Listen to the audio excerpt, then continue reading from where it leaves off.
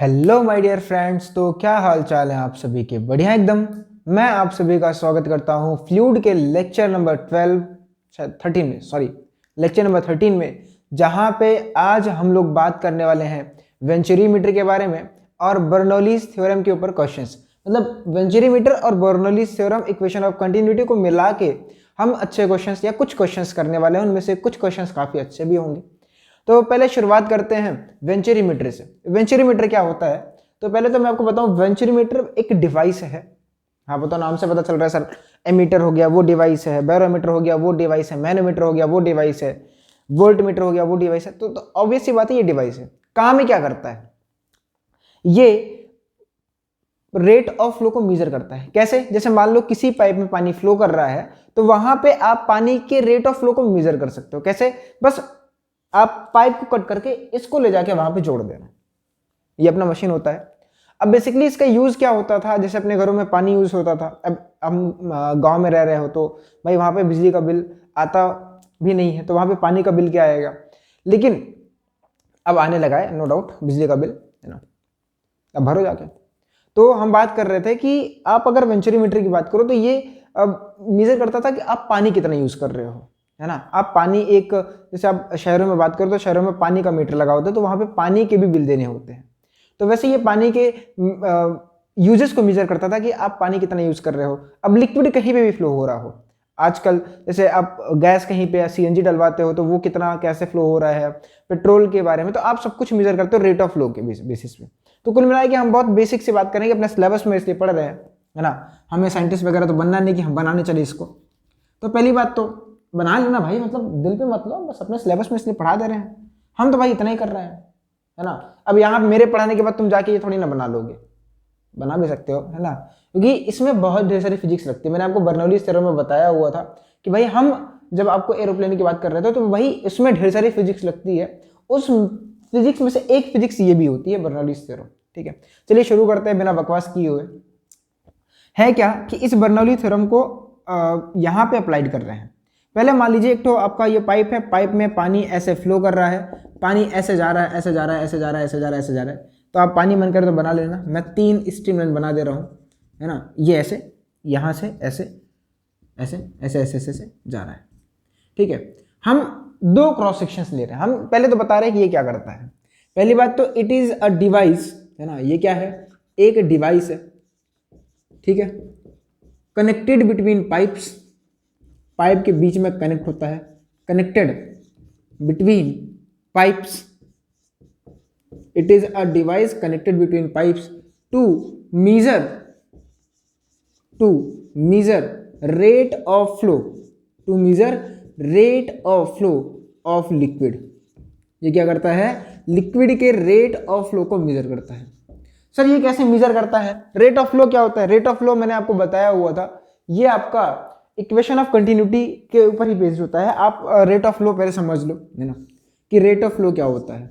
Rate of flow की अगर बात करें तो ये बेसिकली होता है कितना वॉल्यूम कितने सेकंड में जा रहा है। ये होता है dv अपॉन dt। यहाँ पे v आपका वॉल्यूम होता है, यानी वॉल्यूम पर सेकंड की मेजर को आप बोलते हो रेट ऑफ फ्लो। और इसी को हमने इक्वेशन ऑफ कंटिन्यूटी से बोला था कि a1 v1 is equal to a2 v2 होता है। ये बेसिकली आपका क्या है? ये बेसिकली आपका रेट ऑफ फ्लो है। हम इसका यूज करने वाले हैं। सर कैसे? अब ध्यान से देखिए, ये एक चीज और मैं बता दूं, कहीं पे अगर किसी पाइप में पानी का लीकेज है वो भी ये मेजर बता देता है। कैसे? अगर पाइप में कहीं पे लीकेज होगा तो अब मान लो यहाँ पे मेरी ये एक पाइप है, इस पाइप में यहाँ पे लीकेज है, यहाँ पे अगर लीकेज है तो जितना पानी यहाँ जाएगा उतना पानी यहाँ नहीं जाएगा, तो वो भी आपको मेजर करके दे देता है रेट ऑफ फ्लो। क्लियर है बात? तो रेट ऑफ फ्लो की बात अगर हम आगे बात करें तो कैसे होता है, पहले आप समझो, मैं आपको मैकेनिज्म फिजिक्स इसकी समझाता हूँ। रेट ऑफ फ्लो आपका dv upon dt is equal to av हो गया, नो डाउट। अब मान लीजिए पानी यहाँ पे फ्लो कर रहा है, तो यहाँ पे हम 2 क्रॉस सेक्शन ले रहे हैं। एक क्रॉस सेक्शन यहाँ पे है ना, एक क्रॉस सेक्शन यहाँ पे है ना, एक क्रॉस सेक्शन यहाँ पे ले रहे हैं। इसके एरिया को हम a1 बोल रहे हैं, है ना। और यहाँ पे जो पार्टिकल्स है पानी के, इनकी वेलोसिटी को हम v1 बोल रहे हैं। यहाँ पे एक क्रॉस सेक्शन हम एज्यूम कर रहे हैं, यहाँ पे एक क्रॉस सेक्शन एज्यूम कर रहे हैं, इसका एरिया हम a2 बोल रहे हैं, और यहाँ पे जो लिक्विड फ्लो कर रहा है उसकी वेलोसिटी को हम v2 बोल रहे हैं। क्लियर? पहला सवाल मेरा जो आपसे है वो ये बताइए V1 बड़ा होगा कि V2 बड़ा होगा। तो नो डाउट आप बोलोगे सर, है ना सर, एरिया जो है 2 पर वो कम है एरिया 1 पर, और हमने पढ़ा कि A1 V1 बराबर A2 V2 होता है। तो आप अभी सी बात है बोल सकते हो कि velocity at 2 will be velocity an 1। आपको पिछले लेक्चर में बताया था प्रेशर और वेलोसिटी ट्रेड ऑफ। तो अभी सी बात है, अगर यहाँ पे वेलोसिटी ज्यादा है तो यहाँ पे प्रेशर कम होगा, और यहाँ वेलोसिटी कम है तो यहाँ प्रेशर ज्यादा होगा। अब यहाँ का प्रेशर कैसे नापोगे? तो भाई यहाँ पे लिक्विड ऊपर की तरफ उठ जाएगा, यहाँ पे लिक्विड क्या होगा, राइज कर जाएगा। अब अगर भरोसा ना हो तो भाई जाके करके देखो कि एक पाइप में कहीं पानी फ्लो कर रहा हो तो वहां पे बॉटल काट दो, ऐसा लगा दो, तो देखोगे बॉटल में पानी ऊपर की तरफ उठ जाता है। करके देख लो। और यहाँ पे ज्यादा उठेगा, यहाँ पे थोड़ा सा कम उठ रहा है, मान लेते हैं यहाँ पे सिर्फ इतना उठता है ना। रीजन मीन यहाँ पे कम क्यों उठेगा? क्योंकि यहाँ पर लिक्विड का प्रेशर कम है, क्योंकि वेलोसिटी ज्यादा है। तो आप क्या बोलोगे, pressure at 2 will be less than pressure at 1। और इसीलिए अगर यहां की बात करें H1 जो हाइट उठ रहा है, आपने पढ़ा था यहां पे लिक्विड, ध्यान से पहले सुनो सर, यहां पे लिक्विड क्या बह रहा होगा, पगला आ गए हो, यहां पे लिक्विड बहेगा। सर ओवरफ्लो भी कर सकता है, भाई हम इतनी बड़ी ट्यूब ले रहे हैं कि ओवरफ्लो नहीं करेगा, एक टाइम के बाद वो मेजर कर देगा, एटमॉस्फेरिक प्रेशर भी तो दबा देगा उसको। इतनी कॉमन सेंस तो लगा ही लो। तो pressure at 2 will be pressure eight 1, और आपने प्रेशर का फॉर्मूला पढ़ा था H rho G। सर वो तो फ्लूइड स्टैटिक्स था, यहां का फ्लूइड चल नहीं रहा है। यहां पे भी मान लो हाइट आपका कितना हो गया, H2 हो गया। तो आप प्रेशर एट 1 कैसे लिखोगे, यहां का प्रेशर कैसे लिखोगे, प्रेशर एट 1 आपका हो जाएगा रो डेंसिटी, आप जो भी फ्लूइड ले रहे हो, G इंटू H1, और प्रेशर एट 2 आपका हो जाएगा रो G H2। और आप देखो दोनों में रो जी वाला टर्म कॉमन है, तो इसमें हाइट ज्यादा उठेगी, इसमें हाइट ज्यादा रहेगी, इसमें हाइट कम रहेगी। क्लियर है बात? क्या यहां तक आपकी बात क्लियर हो गई? मतलब मेरी बात क्लियर हो गई, आपको मेरी बात क्लियर हो गई। हमें बेसिकली क्या निकालना है, रेट ऑफ फ्लो निकालना है। हम मैथमेटिक्स और फिजिक्स यूज करके निकालेंगे। कैसे? आप मुझे बताओ, क्या आप ट्यूब, ये मशीन आप ही बना रहे हो, ठीक है, तो क्या आपको एरिया 1 पार्ट का और एरिया 2 पार्ट का पता होगा? एरिया ऑफ क्रॉस सेक्शन 1 और एरिया ऑफ क्रॉस सेक्शन 2 दोनों का पता होगा। यानी आपको A1 A2 पता है, और आपने ये भी पढ़ा कि A इंटू V कॉन्स्टेंट होता है। तो आप अगर कैसे भी जुगाड़ करके अगर आपने V1 मेजर कर लिया या V2 मेजर कर लिया, तो आप तो रेट ऑफ फ्लो निकाल लिया। यानी अपना पूरा का पूरा अब जो आगे कैलकुलेशन है वो किसको मेजर करने में है, V1 को मेजर करने में। सर कैसे यूज करेंगे, कैसे मेजर करेंगे? आप अपने दिमाग में एक चीज डाल लो कि अगर कहीं पे लिक्विड फ्लो कर रहा है तो वहां पे हम इक्वेशन ऑफ कंटिन्यूटी और बर्नौलीज थ्योरम दोनों चीजें लगा सकते हैं। क्लियर? सर कुछ और लगा सकते हैं? भाई तुम लगाओ। Sir Newton's law? भाई नहीं लगा सकते ना, इसके अलावा आप कुछ नहीं लगा सकते। अगर फ्लूइड बह रहा है तो, अगर लग रहा होता तो आपको बताया जाता है ना। क्लियर है बात? ठीक है, तो आप अगर कहीं पे लिक्विड किसी भी पाइप में फ्लो कर रहा है या फ्लो ही कर रहा है तो आप दो चीजें लगाना, इक्वेशन ऑफ कंटिन्यूटी और Bernoulli's theorem. Equation of continuity वहां पे होगी जहां पे ये क्रॉस सेक्शनल एरिया आपका चेंज होगा, वरना फिर कोई मतलब नहीं होगा। जितना वेलोसिटी यहां पे होगा उतना वेलोसिटी यहां पे भी होगा। ठीक है, आगे हम बात करते हैं कि क्या आप लिख सकते हो। तो पहले आप इसको एक काम करो, नोट कर लो, हम इसको मिटा के तब आगे बढ़ते हैं। तो please pause the video and note it down. आइए अब हम आगे अपने डेरिवेशन को बढ़ाते हैं। अब आप क्या करो, बर्नौली थ्योरम लगा दो, बाई बर्नौलीज थ्योरम। हम लोग क्या यूज करने वाले हैं, बर्नौली की थ्योरम यूज करने वाले हैं, बाई बर्नौलीज थ्योरम। क्या याद है सभी को? बताओ भाई, क्या आप सभी को याद है? बर्नौलीज थ्योरम के 3 आपको लॉज लास्ट में बताए थे कि बर्नौलीज थ्योरम क्या कहता था कि kinetic energy, pressure energy, potential energy का जो समेशन होता है वो कांस्टेंट होता है। या इसी को हमने और अच्छे से बोला था कि potential energy per unit volume, kinetic energy per unit volume और pressure energy per unit volume का टर्म कांस्टेंट होता है। तो यहां से शायद आपको याद करने में मदद हो। हाँ, तो मैं आपको दिखाता हूं, आप वो याद ना करो, आप एक लिख के बताता हूं कैसे आप याद कर सकते हो। शुरुआत वाली लाइन क्या बोली थी अभी, मतलब मैं आपको हिंट दे रहा हूं। शुरुआत वाली लाइन क्या थी कि भाई potential energy plus kinetic energy plus pressure energy का जो टर्म होता है वो सम कांस्टेंट होता है। अब भाई इतने भी गधे मत हो जाना कि तुमको इन सबके फॉर्मूलेज ना बताऊं, तो फिजिक्स मत पढ़ना, लिटरली बता रहा हूं। आवाज क्लियर है ना? पोटेंशियल एनर्जी का फॉर्मूला क्या होता है, mgh प्लस काइनेटिक एनर्जी का half mv square pressure energy का होता है P इंटू डेल्टा वी, और ये आपका आने वाला होता है कांस्टेंट। हम क्या बोले, हम बोले कि पर यूनिट वॉल्यूम भी आपका होता है कांस्टेंट, है ना। तो आप क्या करो, वॉल्यूम से हर जगह डिवाइड कर दो। तो जैसे ही आप वॉल्यूम से डिवाइड करोगे आपको मिलेगा, अब देखो m को क्या लिख सकते हो, रो इंटू वी या डेल्टा वी जो भी लिख दो, रो डी वी कर लो, है ना। Rho D V into G H plus half rho D V into V square plus P D V, और ये आपका कुछ कांस्टेंट के मान लेते हैं। अब आप क्या कर रहे हो, डीवी से यहाँ डिवाइड, डीवी से यहाँ डिवाइड, और डीवी से यहाँ डिवाइड, और डीवी से यहाँ डिवाइड कर रहे हो। ये वी है, वॉल्यूम वाला वी, वी वी वी। अब जैसे डिवाइड करोगे तो आपको मिलेगा rho G H plus half rho V square plus P is equal to constant. ये लिखना आपको आना चाहिए। और आप एक काम करो, मेरी बात मानो, आप इसको भी याद कर लो, ठीक है। तो हम डायरेक्टली इस फॉर्मूले को लिख सकते हैं डायरेक्टली बाय बर्नौलीज थ्योरम, है ना। भाई कितना आसान है, हाफ रो वी स्क्वायर, यही तो करोगे आप, प्लस प्रेशर प्लस रोजी एच वन या रोजी एच लिख दो, है ना। अब जल्दी से यहाँ इन 2 पॉइंट पे लगाओ। एक बार आप यहाँ पे लगाओ बर्नौलीज थ्योरम के लिए, इसको यहाँ पे लिख ले, क्या यहाँ पे लिख लेते हैं, उसको छोड़ दो, ये चीज यहाँ पे लिख रहा हूँ। तो ए पर लगाओ, तो ए पर प्रेशर कितना होगा, P1 प्लस ए पर पोटेंशियल एनर्जी कैसे लिखोगे, रो जी एच वन, यही तो है, ये पोटेंशियल एनर्जी था भाई, ठीक है। P1 plus rho G H one plus half रो V1 स्क्वायर, और ये आपका बराबर हो जाएगा यानी इक्वल हो जाएगा P2 plus rho G H two plus half rho V2 का स्क्वायर। क्लियर है बात। आपको P1 और P2 की वैल्यू भी बताई गई थी।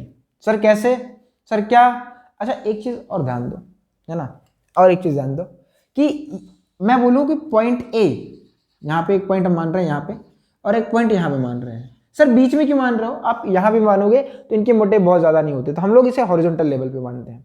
तो हॉरिजॉन्टल लेवल पे आपको प्रेशर वेलोसिटी ट्रेड ऑफ करके बताया गया था, तो यहाँ की पोटेंशियल एनर्जी और यहाँ की पोटेंशियल एनर्जी बराबर होगी। तो आप इस पॉइंट को ए मान सकते हो, इस पॉइंट को बी मान सकते हो, है ना। ये ए हो गया, ये बी हो गया, ये 1 मान लो।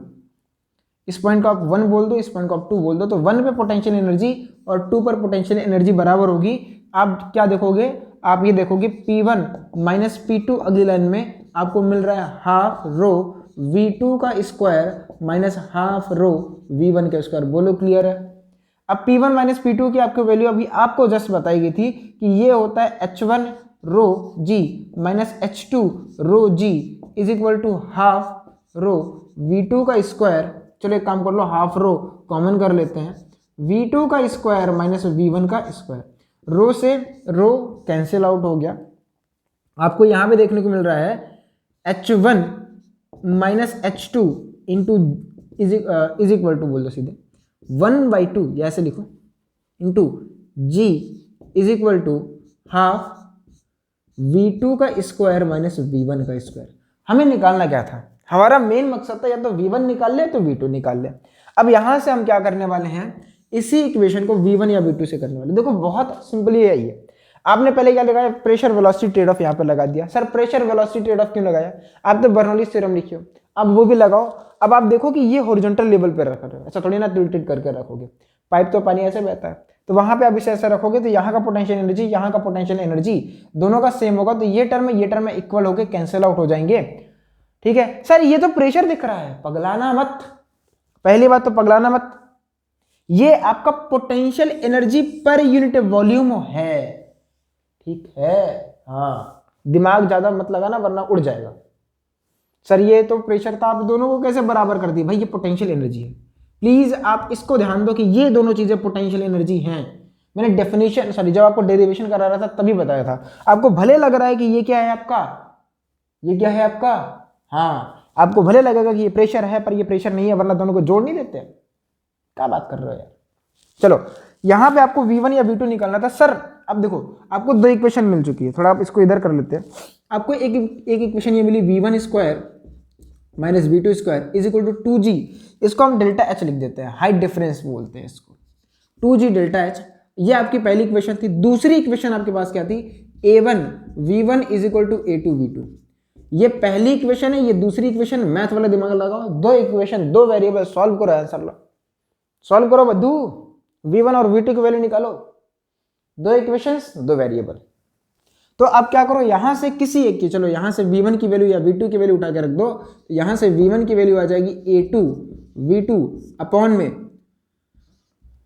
a1, और ये वैल्यू उठा के, इस v1 की वैल्यू उठा के आप यहां पुट कर दो, आपको आंसर मिलना शुरू हो जाएगा। तो क्या हो जाएगा, a2 का स्क्वायर v2 का स्क्वायर अपॉन में a1 का स्क्वायर माइनस v2 का square is equal to 2g of delta h। Solve करते हैं, a1 से इधर मल्टीप्लाई कर दो, v2 कॉमन कर लेते हैं, तो v2 का स्क्वायर कॉमन है, अपने पास आ रहा है a2 का स्क्वायर अपॉन a1 का स्क्वायर माइनस 1। अब माइनस 1 है तो आप एक काम कर लो, सीधे यहाँ पे एक स्टेप हटा के आप सीधे लिखो a2 का स्क्वायर माइनस a1 का स्क्वायर अपॉन में a1 का square is equal to 2g। यहाँ पे आपके पास डेल्टा h आ रहा है, इनको उधर क्रॉस मल्टीप्लाई कर दो, तो v2 का स्क्वायर इज इक्वल टू आपका हो जाएगा a1 square 2g delta h upon में a2 का स्क्वायर माइनस a1 का स्क्वायर। ये सही है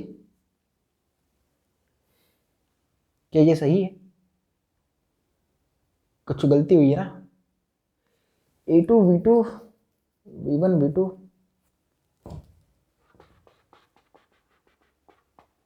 एक मिनट मेरे को देखने दो।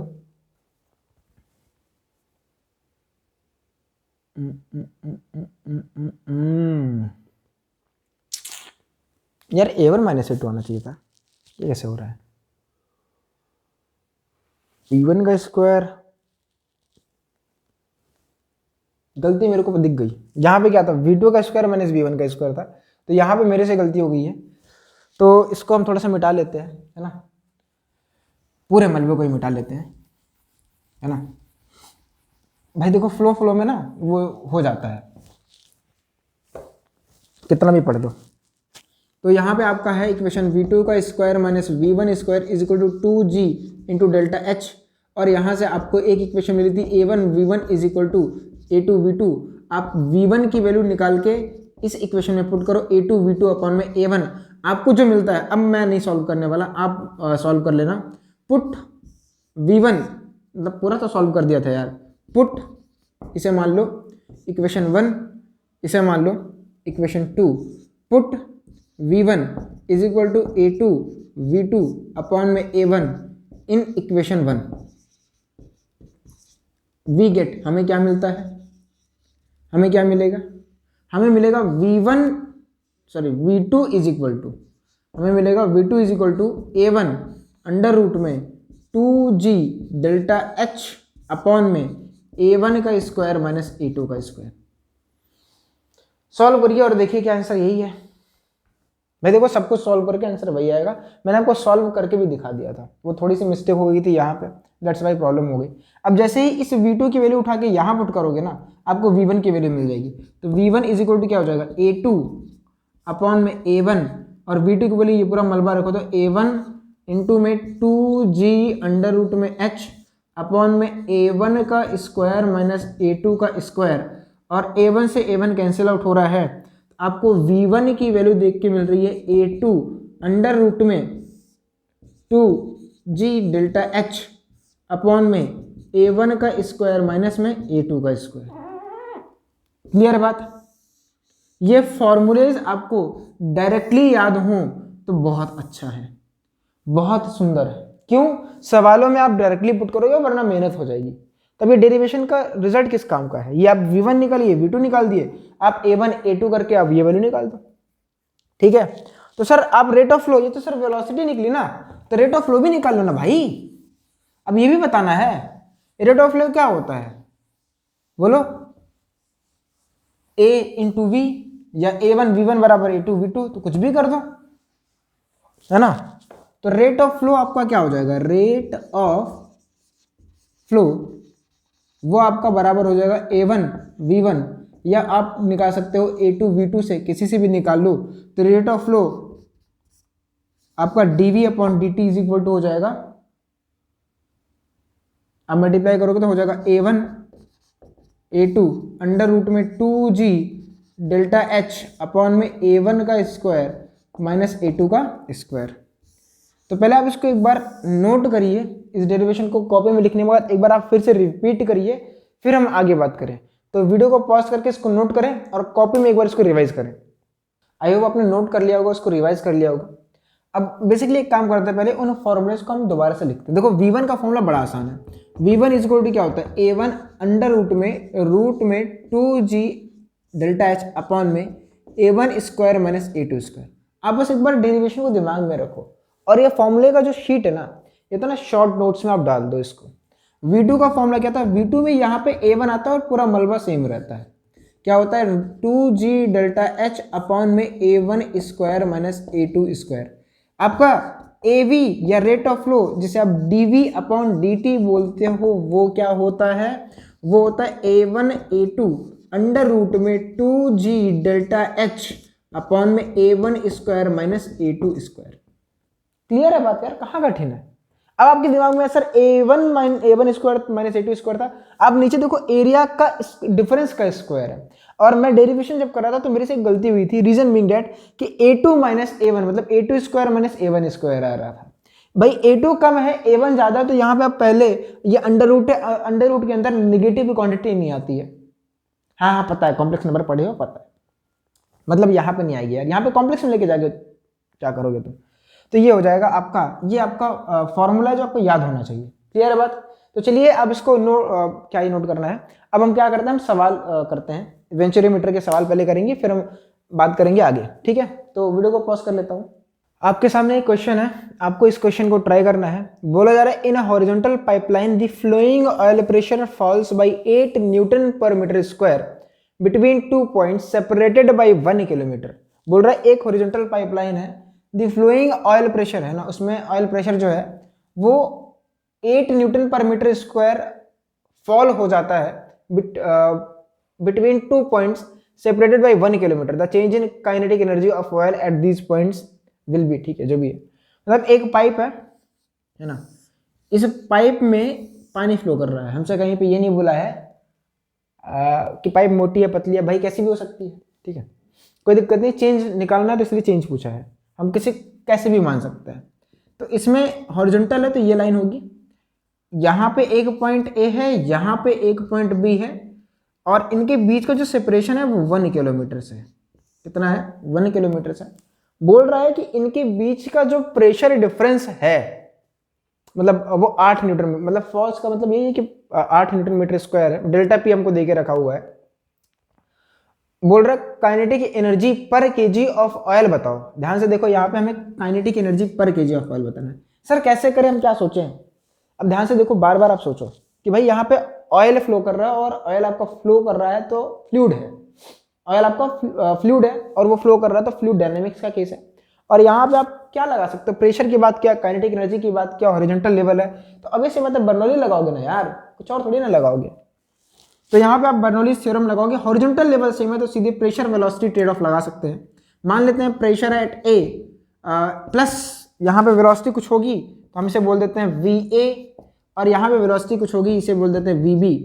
तो क्या हो जाएगा, हाफ रो VA का square is equal to PB plus half rho VB का स्क्वायर। बस खत्म, बस खत्म भाई, यही तो है, ठीक है।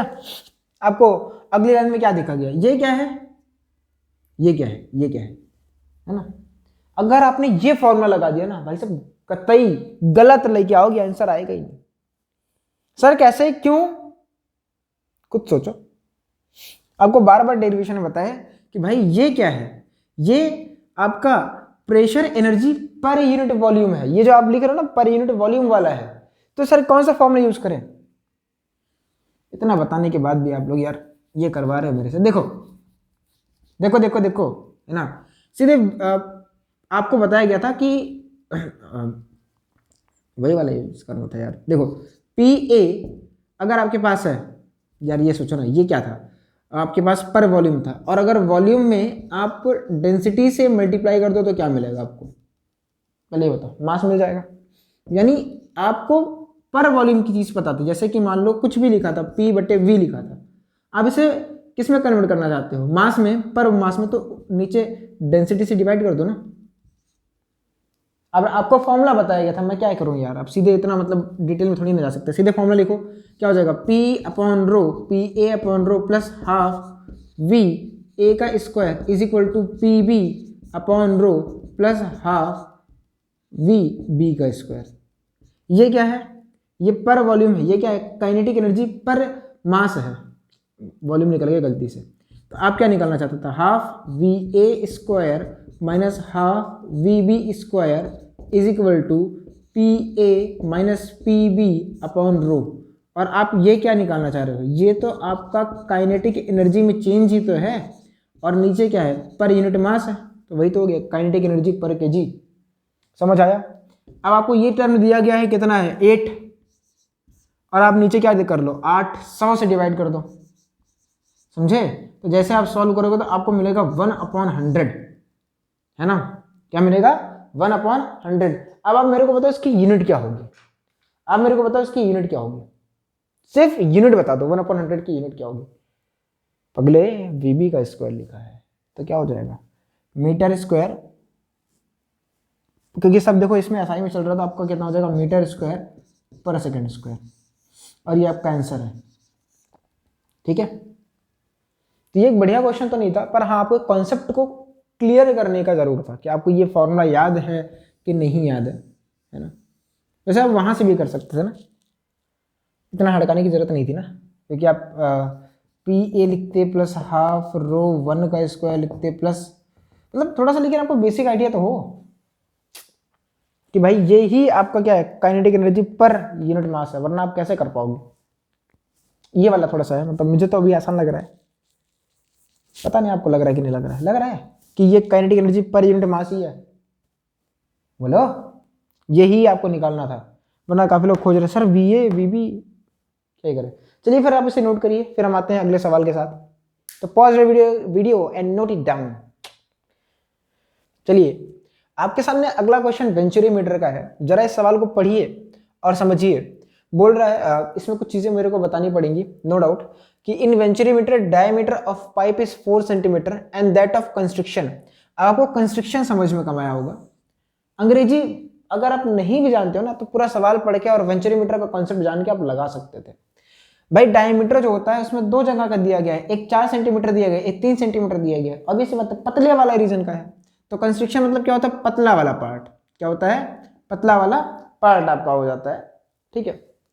When water flows, the heights of water level in pressure tubes, वो जो आपने ट्यूब्स बनाई थी, एक में 15 एक में 20, अब कहाँ 15 होगा कहाँ 20 होगा वो आप जानो। बोल रहा find the discharge rate of pipe. Discharge rate मतलब आपका क्या होता है, रेट ऑफ फ्लो। ये आपको अंग्रेजी थोड़ा सा परेशान कर सकती है, रेट ऑफ फ्लो। तो आपको सीधे फॉर्मूला लगा दो ना, मतलब फिगर बना के क्या बेफालतू टाइम पास किया जाए, है ना। आपको डायमीटर दिया गया है तो A1 अगर आप मान लो D1 की वैल्यू दी गई है 4 सेंटीमीटर, है ना, तो आपका R1 कितना हो जाएगा, 2 सेंटीमीटर हो जाएगा। तो A1 कितना हो जाएगा आपका, हो जाएगा पाई R1 का स्क्वायर यानी पाई इंटू 4, है ना, ये हो जाएगा। अब भाई 2 का स्क्वायर करके रखें वरना लिख दो, वरना गड़बड़ा जाएगा मामला। पाई 2 का स्क्वायर हो जाएगा 4 पाई, ठीक है। अगर आप दूसरे उसमें बात करो सिनेरियो में, तो आपको D2 की वैल्यू पता है, D2 कितना है 3 सेंटीमीटर है, तो आपका R2 कितना आएगा, आपका हो जाएगा 3/2, कितना हो जाएगा 3/2। तो आपका A2 कितना हो जाएगा, A2 आपका हो जाएगा पाई 9 पाई/4 हो जाएगा, सीधे लिख दो ना, कितना हो जाएगा 9/4 इंटू पाई, ये हो गया। अब आपको क्या पूछा, रेट ऑफ फ्लो। आपको H1 और H2 पता है तो H1 H2 पता है, तो डेल्टा H कितना आ रहा है आपको 5 सेंटीमीटर आ रहा है ना। आप फॉर्मूला याद होगा, सीधे फॉर्मूला रेटेड है, फॉर्मूला के ऊपर डाल दो भाई, डालो फॉर्मूले के ऊपर, तो कितना हो जाएगा, क्या हो गया आपका, हो जाएगा rate of flow is equal to, rate of flow is equal to, formula बताओ, dV/dt is equal to A1 into A2 under root में 2G डेल्टा H अपॉन में A1 square minus A2 square, ये तो होगा। आपको A1 पता है, यहां से आप पुट करना, A2 पता है, ये पुट कर देना, आपको H पता है, ये पुट कर देना, G तो पता ही है। G की वैल्यू क्या रखोगे बताओ, G कितना होता है भाई, रखो, पता है ना G, रखो। देखो आप में से काफी लोग गलती क्या करोगे यहाँ पे, मिस्टेक इस सवाल को करते टाइम, आप G की जो वैल्यू रखोगे ना वो लिखोगे 10 मीटर पर सेकेंड स्क्वायर, यही लिख रहा है, वो तो पकड़ गया इसको, 10 मीटर पर सेकेंड स्क्वायर, पर गलत हो जाएगा, मिस्टेक आपकी ये है इस सवाल में। सर क्यों, ध्यान दो, वो SI में है और सारी चीज आप CGS में लेके चल रहे हो, तो सर क्या करेंगे, आप इस मिस्टेक को दूर करने के लिए आप G की वैल्यू रखोगे 1000 centimetre per second square, then you will get the answer. अब यहाँ पे पुट कर देना भाई, सब कुछ तो हो गया ना, 4 pi into 9/4 pi under root में 2 गुड़े गुड़े गुड़े गुड़े गुड़े गुड़े, अरे यार कैसे करूँगा, 1000 इंटू 5 अपान में, इसका स्क्वायर करोगे हो जाएगा 16 पाई स्क्वायर, देखो पाई स्क्वायर कॉमन ही कर लो तो हो जाएगा 16 माइनस 9 9 जो 81/4, 81/4 सही है,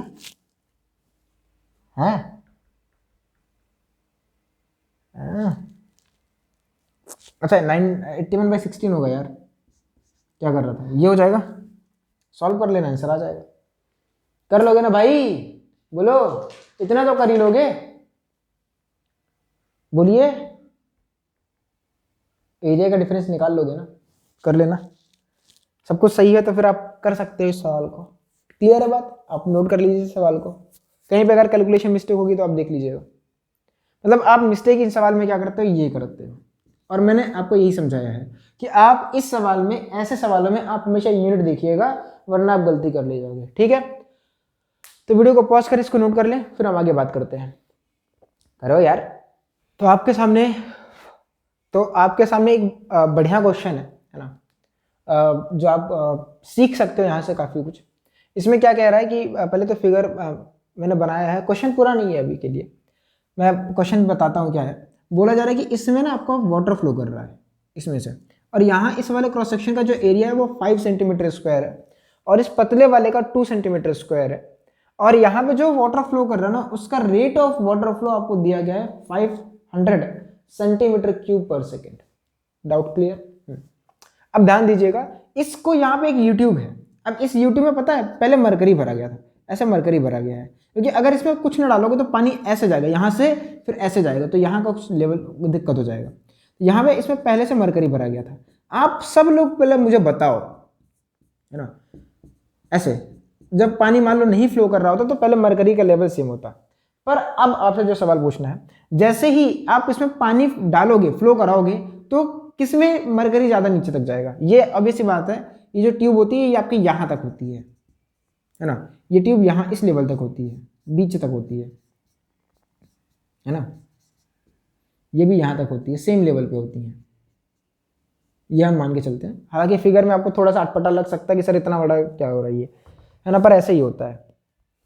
आप आगे जब आपके स्कूल में तो नहीं है, लेकिन जब आप आगे हायर फिजिक्स में जाओगे, जब हायर मतलब पढ़ोगे हायर स्टडीज़ में, तो वहाँ पे आप करोगे। अगर आप बीटेक करोगे तो वहाँ पे फर्स्ट ईयर में आपको इसका एक्सपेरिमेंट मिलेगा, वरना बीएससी में तो मिलेगा ही। बीए मत करना, बीए में नहीं मिलेगा, हाँ पॉलिटेक्निक में नहीं मिलता है। इधर देखो, find the difference in mercury level of two tubes. अब ध्यान से देखो, यहाँ पे पानी का वेलोसिटी ज़्यादा होगा कि यहाँ पे होगा, तो यहाँ पे कम होगा, यहाँ ज़्यादा होगा, तो यहाँ पे प्रेशर कम होगा, तो यहाँ पे पानी का जो लेवल होगा, यहाँ पे ये ज़्यादा दबाएगा, यहाँ पे ज़्यादा दबाएगा, यहाँ पे कम दबाएगा। तो आप ऑब्वियस सी बात है ये समझो कि इस वाले में पानी का लेवल थोड़ा सा ऊपर उठ जाएगा, मरकरी का लेवल थोड़ा सा ऊपर उठ जाएगा, और यहाँ से आएगा पानी, इसको दबाएगा, तो मान लेते हैं पानी यहाँ तक आया, जो आपका वाटर है, वाटर को हम ऐसे दिखा रहे हैं, ऐसे डॉटेड लाइन से, और ये आपका मरकरी का लेवल यहाँ तक आ चुका है इसकी वजह से, है ना, ऐसे, और पानी आपका यहाँ तक ऐसे है। आपसे सवाल में पूछा है कि आप डिफरेंस इन मरकरी लेवल, मतलब यहाँ पे देखो जो डिफरेंस आ रहा है हाइट में वो बताना है। क्या आपका सवाल समझ आया? सवाल यही था भैया, बेंचोमीटर था, पानी फ्लो कर रहा था, पानी के पाइप में पहली बार तो अब तक पाइप आपको खुली मिल रही थी, हमने पाइप को जोड़ दिया, मतलब हमने नहीं, सवाल में पाइप को जोड़ दिया है और पाइप के निचले वाले लेवल में मरकरी भर दिया है। अब जैसे पानी फ्लो करेगा तो इधर का प्रेशर ज्यादा होगा, इधर का प्रेशर कम होगा, तो इधर प्रेशर ज्यादा होने की वजह से मरकरी को ऐसे दबाएगा तो इधर वाला मरकरी ऐसे उठ जाएगा, तो ये लेवल में थोड़ा सा डिफरेंस आएगा, वही बताना है। सवाल समझ आया? आइए ना, अब चलो आगे करते हैं। सर कैसे करेंगे, है ना, आप कैसे करेंगे सर? यहाँ पे मरकरी देखो, यहां से इस वाले लेवल तक, यह वाले लेवल तक मरकरी है। आपसे मैं पूछूं कि मैं 2 पॉइंट लेता हूं पहले समझने के लिए। ये लेवल पे एक ये लेवल है और एक ये लेवल है। मैं किन 2 पॉइंट्स पे, एक ये पॉइंट ले रहा हूं मैं, समझ लो, एक ए पॉइंट है, एक बी पॉइंट है, मैं किन 2 लेवल्स पे प्रेशर इक्वल मान सकता हूं? पहला सवाल, किन 2 लेवल्स पे मैं प्रेशर इक्वल मान सकता हूं? बोलो, ए पर कि बी पर? बोलो, बी पर मान सकते हैं। सर ए पर क्यों नहीं? क्योंकि भाई लिक्विड डिफरेंट है, ठीक है, लिक्विड क्या डिफरेंट है भाई, यहां पे थोड़ी ना, आप याद करो, आप यहां पे मानते थे, अब इसको भूल जाओ यार। मैं आपको जब ये सवाल करा रहा था तो आप यहां पे मानते थे लिक्विड को इक्वल ना, लेवल को। समझ आई बात? तो हम क्या करेंगे, हम यहाँ पे एक पॉइंट, देखो यहाँ पे एक पॉइंट मानते हैं ए। सर पॉइंट अब तक ए और बी कहीं और मान रहे थे, ठीक है, इसका कुछ और नाम दे देते हैं। अब ए से बी तक का प्रेशर आप लिख सकते हो। क्या आप यहां का प्रेशर, इस पॉइंट का प्रेशर आप लिख सकते हो? मेरे को पहले बताओ, क्या आप इस पॉइंट का प्रेशर लिख सकते हो? सवाल आप कर रहे हैं ना, अब मुझे बताओ, क्या आप इस पॉइंट का प्रेशर लिख सकते हो? यहां से चलो, तो यहां से सर ये हाइट नहीं पता है, तो मान लो ये हाइट x है और ये हाइट h है, ठीक है। अब यहां से चलो, तो यहां का प्रेशर अगर आप लिखना चाहोगे तो इसको 1 बोल देते हैं, इस पॉइंट को 1 बोल देते हैं, ठीक है। तो हो जाएगा प्रेशर एट ए प्लस कितना नीचे आ रहा है, x density of water into G plus h density of water into G, और आपको मिलेगा प्रेशर एट 1। क्लियर है बात? यहाँ का प्रेशर आप प्रेशर इक्वेशन भी लिख सकते थे, यहाँ से यहाँ तक जा सकते थे, कोई डाउट नहीं होता, ठीक है। अब यहाँ से यहाँ तक की हाइट कितनी है? ये भी तो हाइट आपकी x है, और यहाँ से यहाँ तक की हाइट कितनी है? ये भी तो आपकी हाइट h है। आप यहां से P2 का प्रेशर लिख सकते हो, तो P2 का प्रेशर आप लिखना चाहो तो कैसे लिखोगे? PB से चलो, तो PB plus plus plus plus x del rho WG plus कितना नीचे h rho HG into G is equal to P2। अब आप मुझे बताओ, क्या प्रेशर एट 1 और प्रेशर एट 2 बराबर है? क्या यहाँ पे और यहाँ का प्रेशर बराबर है? हाँ, तो आप बोलोगे since P1 is equal to P2, भाई प्रेशर एट 1 और प्रेशर एट 2 बराबर है, तो आप दोनों को इक्वेट करो, आपको मिलेगा PA plus x rho WG plus h rho WG is equal to pressure at 2 PB plus x rho WG plus h rho HG into G, ये मिलेगा। अब प्रेशर, ये देखो ये वाला टर्म कैंसिल आउट हो रहा है, x ये वाला कैंसिल आउट हो रहा है, ठीक है। हमको h की वैल्यू चाहिए, तो हम यहाँ से PA माइनस PB करेंगे। देखो प्रेशर एट A ज़्यादा होगा, तो हम PA माइनस PB करेंगे इज इक्वल टू, ये हो जाएगा h। अब देखो h इंटू जी कॉमन हो रहा है, तो हम यहाँ पे क्या लिख देंगे, density of mercury minus density of water. क्या यहाँ तक आपको समझ आया? सर ये लगा क्यों रहे हैं, आपका डाउट अभी क्लियर कर देंगे। पहले आपको यहाँ तक समझ आया, सवाल करने के लिए लगा रहे हैं कि हम यहाँ से यहाँ तक कैसे पहुंचे, है ना। ये बेसिकली फ्लूइड स्टैटिक्स और फ्लूइड डायनेमिक्स दोनों का मिक्सचर देके सवाल पूछा हुआ है।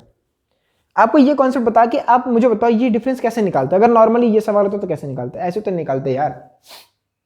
सर हमें बस प्रेशर एट ए पता चल जाए और बी का डिफरेंस पता चल जाए तो हम ये बता सकते हैं। बहुत बढ़िया, है ना। अब आप मेरे से बोलोगे सर अगर हमें प्रेशर एट ए मतलब ये वैल्यू पता चल जाए तो हम ये निकाल सकते हैं, कौन सा, ये एच की वैल्यू, है ना। अब हमको कहीं ना कहीं से ये वैल्यू चाहिए। क्या आप फ्लोइंग फ्लूइड में ये वैल्यू लिखना जानते हो? फ्लोइंग फ्लूइड में आपको ये वैल्यूज लिखना आता है। तो हम क्या करते हैं, हम इसको ऐसे मिटाते हैं, है ना। हम इसको ऐसे मिटाते हैं, इसको हम ऊपर कहीं पे अपने लिए सिक्योर कर लेते हैं ताकि हमें बाद में इसकी जरूरत पड़े तो हम इसको यूज कर लें, है ना। हम इसको बाद में यूज कर लेंगे। तो अपने पास क्या है, अपने पास है PA minus PB is equal to G into H density of HG minus density of water. अगर एक स्टेप और आगे बढ़े इसको लिख के, तो हमको डेंसिटी ऑफ वाटर पता है और डेंसिटी ऑफ मरकरी पता है, तो P A minus P B आ जाएगा जी इंटू एच, और यहाँ पे हो जाएगा 13.6 माइनस 1, और जब आप सॉल्व करोगे तो P A minus P B आपको मिल रहा है 12.6 जी एच। अब हमारा मेन मोटिव है कि P A minus P B लिखे, तो हम बर्नौलीज थ्योरम लगाएंगे। अब बर्नौलीज थ्योरम जब ए और बी पे लगाओ तो कैसे लगाओगे, तो भाई आप बर्नौलीज थ्योरम जानते ही होगे। पी ए सेम लेवल पे है, वेंचुरीमीटर का डेरिवेशन याद रखो आप, तो पी ए प्लस, या तो आप डायरेक्टली उससे भी कर सकते थे ना, A1 A2 करके आप कर सकते थे, ऐसे निकाल सकते थे, लेकिन चलो छोड़ो। पी ए मतलब वहां से नहीं निकलता बेसिकली, है ना, वहां से नहीं निकलता, निकल सकता था यार, लेकिन आप ये नहीं कर पाते ना, वहां से नहीं निकलता। ये सवाल ये लगा, वो डेरिवेशन अलग था। पी ए प्लस, अब यहां से बताओ कैसे करोगे, बोलो क्या लिखते हैं, हाफ रो, बोलो बोलो बोलो, हाफ रो, अरे एक बार तो बोलो मर्दे, हाँ क्या हो जाएगा आपका, half rho V A square is equal to P B plus half rho V B का स्क्वायर, है ना, ये लिखोगे। अब आप P A minus P B मिल गया आपको, P A minus P B is equal to half rho common है, हमें मिल गया V A square minus V B square. Sir एक मिनट, इतना मेहनत तो कर लिए पर हमें तो वी और वी बी पता ही नहीं है। मैंने फिर बोला सवाल देखो, कभी भी आपको सवाल आधा अधूरा नहीं देगा। अब फिर देखो, क्या आपको कहीं पे वी और वी बी निकालने के लिए डेटा दिया गया है, तो जवाब है हाँ दिया गया है। अब ध्यान से देखो, आपको फ्लोइंग, आपको क्या दिया है और डेटा, अगर आप ध्यान से देखो यहाँ के बाद अगर मैं बात करूँ तो ये चीज़ अब यहाँ लिख लेते हैं। हमें एक इक्वेशन और मिली, P A minus P B is equal to half rho of density है, वी ए का स्क्वायर माइनस वी बी का स्क्वायर। क्लियर है बात। अब इसको मैं मिटाता हूँ, फिर मैं आपको बताता हूँ अब वी और वी बी कैसे निकालें। तो आप लोग को हिंट शायद लग गया होगा मेरे इतना बताने के बाद, सवाल देखने के बाद, कि आपको a1 v1 is equal to a2 v2 इसकी वैल्यू दे के रखी है, शायद 500 था, 500 था ना, हाँ 500 ग्राम पर सेंटीमीटर क्यूब था, रे सेंटीमीटर क्यूब पर सेकंड था, क्या लिख रहा हूँ, ये था 500 ग्राम सेंटीमीटर क्यूब पर सेकंड। अब आपको a1 v1 पता है, देखो यहां से v1 इज इक्वल टू क्या हो जाएगा, 500 अपॉन में 5, और ये आप सॉल्व करोगे आएगा 100 सेंटीमीटर पर सेकेंड, और आप अगर v2 करोगे तो आपको मिलेगा 500 डिवाइड बाई 2, सॉल्व करोगे तो आपको मिलेगा 250 सेंटीमीटर पर सेकेंड। आप सारी वैल्यूज यहाँ पे पुट कर दो। अब आपको देखो सब पता है, आप यहाँ पे थोड़ा सा सॉल्व कर लो, P A minus P B is equal to आपको मिलेगा हाफ इंटू रो, इसको एक स्टेप लिख सकते हो, V A plus V B into V A minus V B, और अगले स्टेप में आपको देखने को मिलेगा half into rho V A plus V B कितना होगा, ये हो जाएगा 350, और ये आपको कितना हो जाएगा 150। सॉल्व कर लो। अब आपको ये क्या है, P A minus P B की वैल्यू है। अब आप इन दोनों को सॉल्व कर सकते हो। हाँ पता है मार्कर का इंक खत्म हो गया, मेरे को दिख रहा है। अब आप दोनों को इक्वेट करो, तब तक मैं मार्कर में इंक डालूं, जल्दी करो इक्वेट, है ना, आप इक्वेट करो दोनों को। हो गया, चलो करते हैं साथ में ही, है ना, साथ ही में कर लेते हैं, इतना दूर तक साथ आए हैं तो साथ ही में कर लेते हैं। इसको मिटा देता हूँ अब मैं, इसकी ज़रूरत अभी नहीं है, हम कितने मतलब ही है ना भाई, इंसानी फितरत, जब तक जरूरत थी तब तक सामने रखे, जरूरत खत्म मिटा दो, क्या जरूरत है, अब इसकी जरूरत खत्म तो इसको ही मिटा दोगे। अब दोनों तरफ अगर बराबर करें तो इधर की तरफ है हाफ इंटू रो, ये अपने पास है 350, और ये अपने पास है 150 रुपया देंगे, और ये बराबर है 12.6 जी इंटू एच। ठीक है, ठीक है।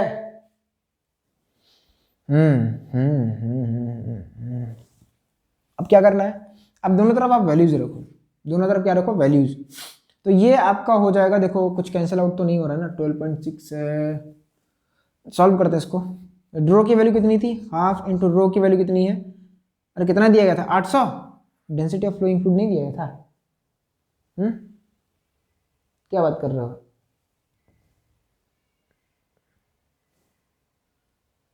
अरे यार वाटर था ना, ये हो जाएगा 1 × 350 into 150 is equal to 12.6 into. अब जी की वैल्यू कितनी रखोगे जल्दी बताओ भाई साहब, जी की वैल्यू कितनी रखोगे? 10 कि 1000? जी की वैल्यू कितनी रखोगे, 10 कि 1000? 1000 सर, क्यों? सब सेंटीमीटर में चल रहा है तो 1000 हो जाएगा इंटू एच। अब निकल जाएगा, अब तो कर ही लोगे यार।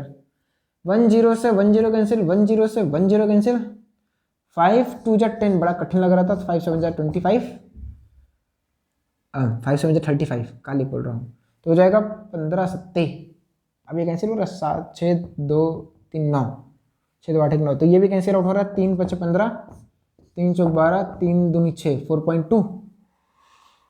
अब अपने पास है 1, ये है 35/2 is equal to 4.2 into 2 into H. अब सॉल्व करते हैं तो h बराबर आप सॉल्व करोगे तो मिलेगा 35 डिवाइड बाई 2 इंटू 2 इंटू 4.2। सीधे एक काम करो, इसको 4 मान लो तो 2 दूनी 4 चौक 16, 16 का टेबल पढ़ोगे तो 16 दूनी 32 और बचेगा 3, फिर 16 दूनी 32, मतलब कुछ 2 सेंटीमीटर के आसपास आएगा ना। 16 दूनी 32 कुछ तो भी आएगा, अप्रॉक्स 2 सेंटीमीटर लिख लेते हैं इसको, अप्रॉक्स 2 सेंटीमीटर है ना। तो ये आपका आ रहा है सेंटीमीटर में। क्या आपको सवाल समझ आया? हाँ, थोड़ा सा बढ़िया क्वेश्चन था ये।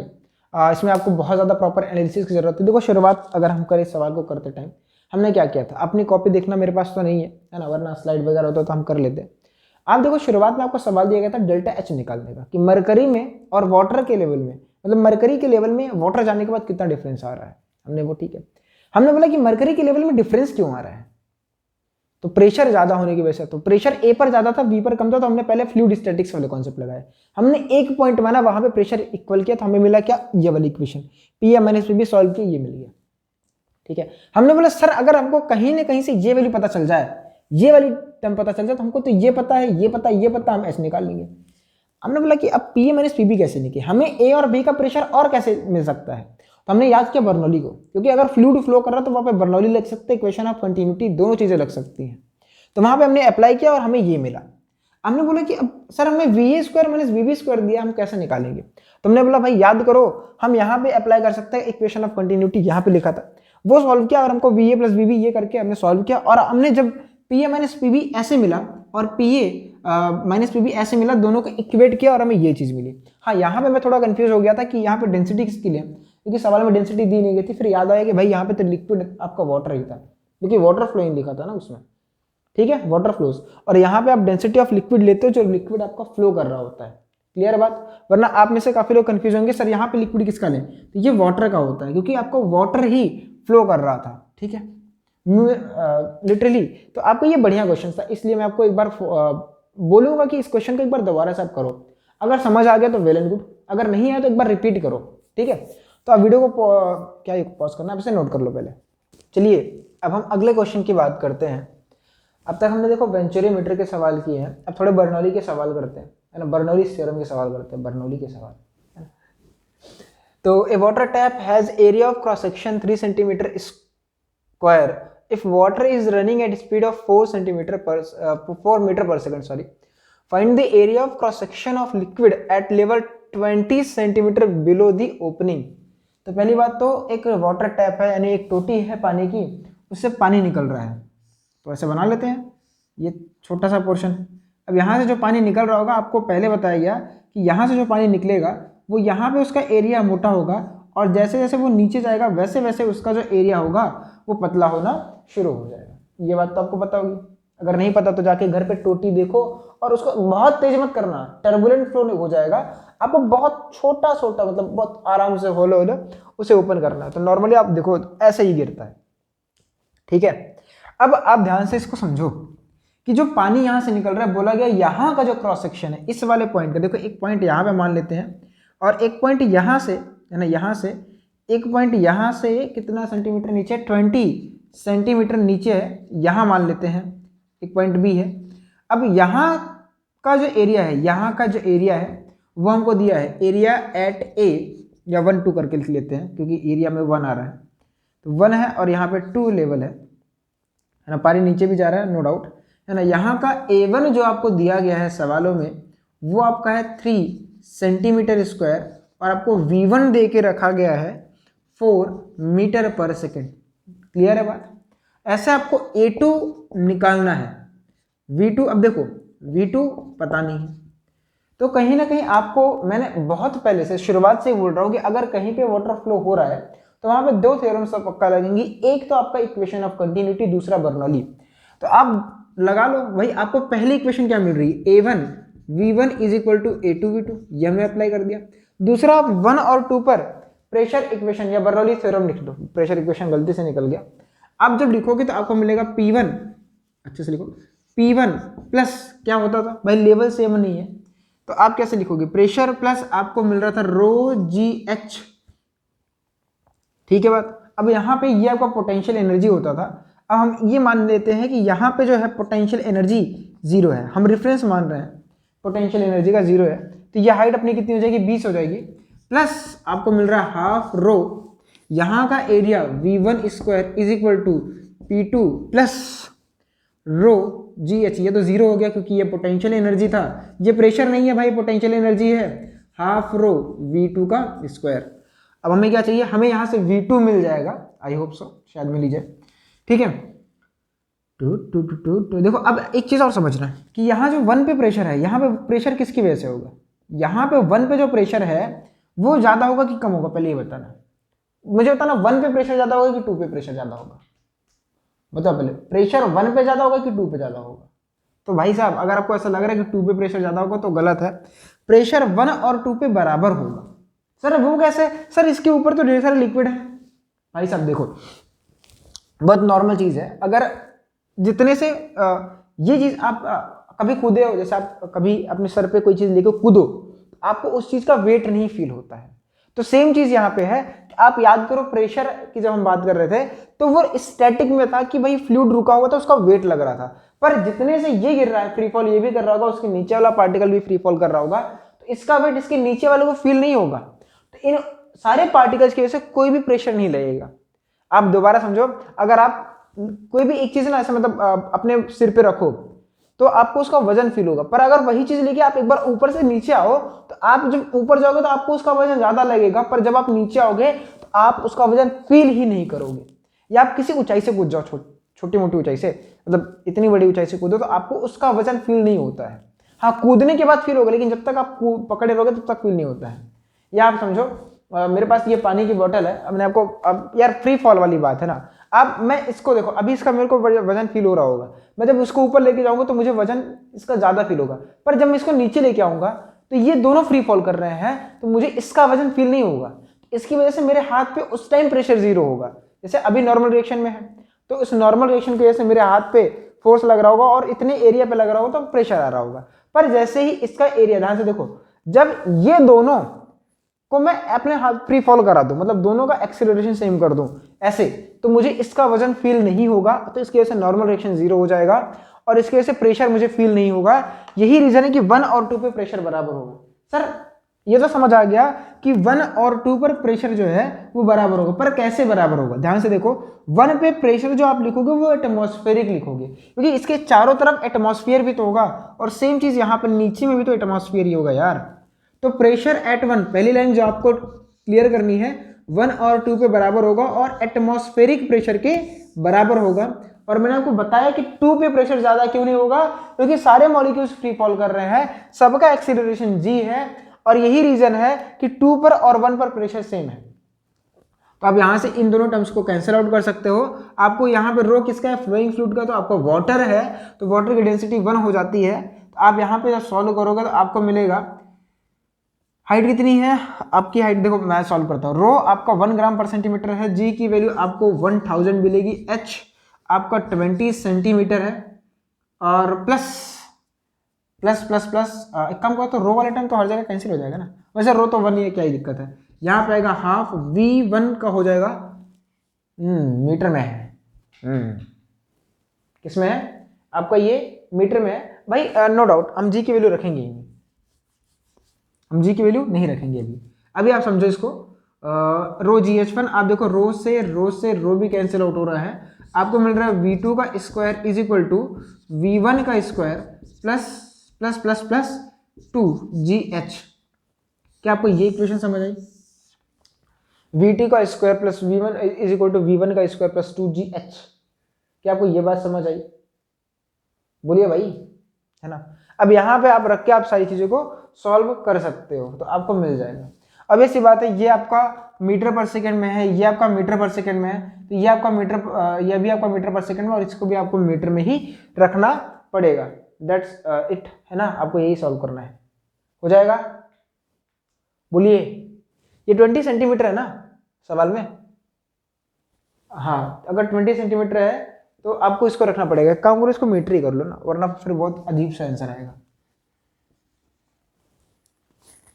इसे मीटर कर लेते हैं, 20 मीटर, 20 सेंटीमीटर, क्या ही फर्क पड़ेगा। ठीक है, अब आप आराम से करना। अब V1 की वैल्यू कितनी है, देखो V2 हमको निकालना है। अच्छा, यहाँ इसको एक थोड़ा सा अपना स्टार मार्क करना है। अब V2 का स्क्वायर इज इक्वल टू क्या हो जाएगा, V1 का स्क्वायर यानी 16 प्लस 2 इंटू 10 इंटू 20, और जब सॉल्व करोगे तो आएगा कितना, 200, 20 में 416, है ना। V2 is equal to under root में 416 मीटर पर सेकंड आएगा। अब देखो एक चीज़ आप नोटिस करो, अगर यहाँ पे इसका अल्टरनेट मेथड की आप बात करो तो शुरुआत में मैंने वैल्यू जानबूझ के नहीं रखा। अल्टरनेट मेथड की अगर बात की जाए तो शुरुआत में वैल्यू मैंने यहाँ पे जानबूझ के नहीं रखी। रीजन मीन आपको ये फॉर्मूला कैसे दिख रहा है। अब देखो, आप इस V2 क्या है, V2 आपकी फाइनल वेलोसिटी है। अब इसे ऐसा लिख सकते हो, V को आप V2 को आप V लिख लो, और V1 क्या आपका इनिशियल वेलोसिटी है, तो आप इसे U लिख लो प्लस 2gh। आपको ये इक्वेशन, काइनेमेटिक्स इक्वेशन वाला फॉर्मूला नहीं दिख रहा है कि हमने थर्ड काइनेमेटिक्स इक्वेशन निकाली है, फिर इसे V सेम रिजल्ट आ रहा है। तो आप इसका अल्टरनेट मेथड यूज कर सकते हो, काइनेमेटिक्स इक्वेशन यूज करके। और काइनेमेटिक्स इक्वेशन यूज करके आप क्या कर सकते हो, आप ये V की वैल्यू निकाल सकते हो, यानी आप V2 की वैल्यू निकालोगे, और यहाँ से जैसे आप V2 की वैल्यू निकाले, आपका A1, आपको A2 की वैल्यू क्या हो जाएगी, A2 is equal to A1 जो कि आपका 3 है, और V1 जो आपका 4 है, अपॉन में हो जाएगा अंडर रूट में 416, और ये आपका आंसर आएगा सेंटीमीटर स्क्वायर में। दिमाग लगाना कि आपका आंसर सेंटीमीटर स्क्वायर में क्यों है, क्योंकि ये भी मीटर पर सेकंड में, ये भी मीटर पर सेकंड में है, तो जो आपका A2 आएगा उसकी वही यूनिट होगी जो A1 की थी, और A1 की यूनिट सेंटीमीटर स्क्वायर थी, इसलिए A2 का जो भी रिजल्ट आएगा वो सेंटीमीटर स्क्वायर में होगा। ठीक है, तो आपको ये हमने बहुत पहले बताया था, है ना। पहले लेक्चर में आपसे सवाल पूछा था, दूसरे में मैंने आपको बताया कि ऐसा होता है, और तीसरा आपको ये एक सवाल कराया गया है। क्लियर है बात? तो आप यहाँ से सिर्फ एक चीज अपने दिमाग में डाल दो कि अगर लिक्विड कहीं भी फ्लो कर रहा है, अगर फ्लूइड का सवाल हुआ और फ्लो कर रहा है, तो वहां पे इक्वेशन ऑफ कंटिन्यूटी और बर्नौलीज थ्योरम दोनों चीजें लग जाएंगी, और बाकी आपके प्रैक्टिस के ऊपर है कि आप सवालों को कैसे डील करते हो। ठीक है, तो वीडियो को पॉज करें, उसको नोट करें, फिर हम अगले सवाल की बात करते हैं। तो हम इस सवाल की बात करते हैं, calculate the gross lift force on an airplane wing of length 10 metre and width 2 metre, the air speed above the wing is 120। मतलब देखो, अपने पास एक एरोप्लेन है, एरोप्लेन का एक जो विंग है उसकी जो लेंथ है वो सॉरी कहाँ गया, हाँ, लेंथ जो है वो 10 मीटर है, और विड्थ 2 मीटर है। The air speed above the wing, wing के ऊपर की जो एयर की स्पीड है वो 120 मीटर पर सेकेंड है, और below the wing is 90 metre per second है। तो आपको बताना क्या है, अच्छा, ग्रॉस लिफ्ट बतानी है आपको, ग्रॉस लिफ्ट बतानी है। ग्रॉस मतलब भैया आपने पढ़ा होगा टोटल, है ना, आपको मतलब आपने पढ़ा होगा ग्रॉस वेट ये सब करना। ठीक है, तो आपको ये बताना है। करिए इस वीडियो को, करिए इसको, वीडियो को पॉज करके सवाल करिए। एक काम करते हैं, इसको आपको होमवर्क दे देते हैं ना, तो ये आपका होमवर्क रहेगा, है ना, ये आपका होमवर्क रहेगा। आंसर आप कमेंट करो, है ना। हम इस सवाल को नेक्स्ट वीडियो में डिस्कस करेंगे। एक ही होमवर्क देने से काम नहीं चलेगा, एक काम करो, एक होमवर्क और ले लो। ये पहला क्वेश्चन है, एक ये दूसरा क्वेश्चन है जो कि आपका होमवर्क रहेगा। आप ऐसा समझो कि अपने पास फिगर बना लो, ये होमवर्क ये भी, अपने पास एक ऐसे पाइप है ना, इस पाइप में ऐसे पानी फ्लो कर रहा है, और पाइप का ये वाला जो पोर्शन है ये H1 हाइट पे है, और ये वाला पोर्शन H2 हाइट पे है है ना, ये वाला जो पोर्शन है ये h1 हाइट पे है और ये वाला जो पोर्शन है ये h2 हाइट पे है।